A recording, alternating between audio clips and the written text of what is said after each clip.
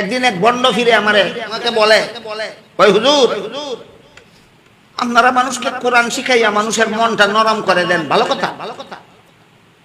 আমরাও গান বাজনা শুনাইয়া মানুষের মন নরম করে দিই, আমাদেরটাও খারাপ না। আমারে সাপোর্ট দিয়া আমার সাপোর্ট নিতে চায়। আমি বললাম ঠিক বলেছ, আমরাও মানুষের মন নরম করে দিই, কোরআন হাদিসের কথা বলে, তোমরাও গান বাজনা শুনাইয়া মানুষের মন নরম করে দাও। নরম হওয়াটাই আসল কাজ। কই হুজুর আপনি বুঝছেন, সব হুজুর এত কথাটা বুঝে না। আমি বললাম হ্যাঁ, আমি কতটুকু বুঝছি আমি কইয়া শেষ করি। টিউবওয়েলের পানি দিয়া সিরা ভিজাইলেও নরম হয়, মুত্তা ভিজাইলেও নরম হয়।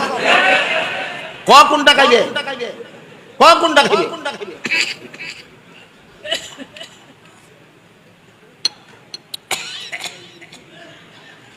বলেন সিরা নরম করাই আসল কাজ, না হালাল উপায়ে নরম করাই বড় কথা?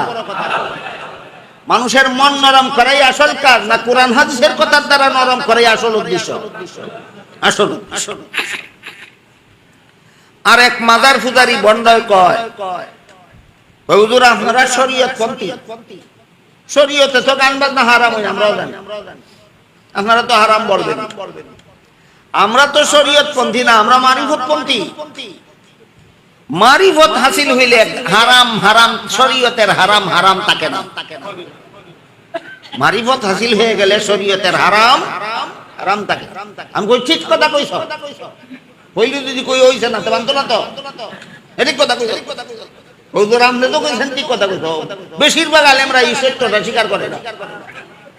আমি কই বেটা আমার কথাটা শেষ করতে দে। তুই যে কইছ মারিফত হাসিল হইলে শরীয়তের হারাম হারাম থাকে না, শরীয়তে গোবর খাওয়া হারাম। মৌলবীরা কইব এটা এরা শরীয়ত কোন, তোরা তো মারিফতপন্থী, তোরার লাগি তো গোবর খাওয়া হারাম না, ভাত না খাইয়া গোবর খা। শরীয়তে বলদের পেশাব পান করা হারাম, মৌলবীরা কইব এরা শরীয়তপন্থী। তোমরা তো মারিফতপন্থী, তোমাদের জন্য তো বলদের পেশাব পান করা হারাম নয়। টিউবওয়েলের পানি পান না কইরা বলদের পেশাব পান কর। এই সমস্ত বন্ডাবিদের ভ্রান্ত মতবাদের জবাব দিয়া আল্লাহর কোন ওলি বলেন, ইলমে বাতিন হামচু মিসকা, ইলমে জাহির হামচু শির। ইলমে বাতিন হামচু মিসকা, ইলমে জাহির হামচু শির। বেশিরে কায় মিসকা শাওয়াদ, কায় শাওয়াদ বেশরএ পীর। এর অর্থ হইল শরীয়ত দুধের মতো, মারিফত ঘিয়ের মতো। দুধের মধ্যে মেহনত করলেই ঘি বের হয়ে আসে, পরিশ্রম করে শরীয়ত পালন করলেই মারিফত হাসিল হয়। এবার বলুন, মারিফত শরীয়তের বহির্ভূত জিনিস না ভিতরে? ভিতরে। যে দুধ মানে না তার কপালে যেমন ঘি নাই, যে শরীয়ত মানে না তার কপালে কোনোদিন মারিফত নাই।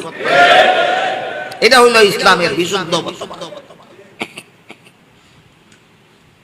এবার দেখি পিছনের কথাগুলি কতটুকু আমাদের কার কতটুকু মনে আছে।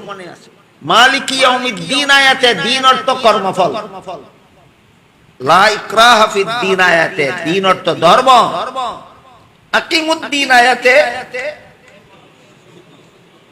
ইসলামের বিশুদ্ধ মতবাদ। আর যে আয়াত তিলাওয়াত করেছিলাম সেখানে যে আল্লাহ বললেন, আল ইয়াউমা আকমালতু লাকুম দীনাকুম ওয়া আতমামতু আলাইকুম নি'মাতি ওয়া রাদিতু লাকুমুল ইসলাম দীনা। আজকে তোমাদের দ্বীনকে পরিপূর্ণ করে দিলাম। এখানে দ্বীন অর্থ কর্মফল না, এখানে দ্বীন অর্থ ধর্ম না, এখানে দ্বীন অর্থ ইসলামের বিশুদ্ধ মতবাদ না, এখানে দ্বীন অর্থ ইসলামের বিধিবিধান। এবার বলুন সূরা মায়েদার 3 নম্বর আয়াতে আকমালতু লাকুম দীনাকুম, এই আয়াতাংশে দ্বীন অর্থ ইসলামের বিধিবিধান। ইসলামের বিধিবিধানকে আল্লাহ পরিপূর্ণ করে দিয়েছে। এটা আরেক স্বতন্ত্র আলোচ্য বিষয়। শুরু করলে বাকি রমজানে শেষ হবে না। এই বছর 3 দিনে মাত্র একটা শব্দের তাফসীর হইল দিন। কিছুটা বুঝলেন কিনা? এবছর 3 দিনে কটা কি পরিমাণ কতটা শব্দের তাফসীর হইল? শব্দটা কি? এর মধ্যে 4 নম্বর দিন শব্দের 4 নম্বর অর্থ বলা হয়েছে। আল্লাহ এখানে দিন শব্দকে ইসলামের বিধিবিধান অর্থে ব্যবহার করেছেন। আল্লাহ বললেন আল ইয়াউমা আকমালতু লাকুম দীনাকুম, এর অর্থ হলো আজকে তোমাদের ইসলামের বিধিবিধান পরিপূর্ণ করে দিলাম। এটার আলোচনা শেষ হবে না, শুরু করব।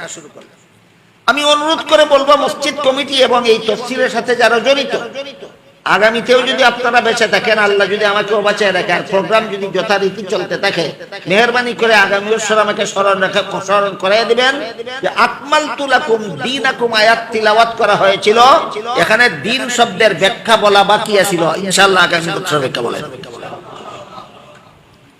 এই পর্যন্ত যে কথাগুলি শুনলাম, এর প্রতিক্রিয়া হিসাবে আল্লাহ যেন আমাদের সমস্ত মুসলমানদেরকে ইসলামের বিশুদ্ধ মতবাদে অটল থাকার তৌফিক দান করেন। আস্তাগফিরুল্লাহ, দুরূদ শরীফ পড়ুন। আমি আপনাদের সবাই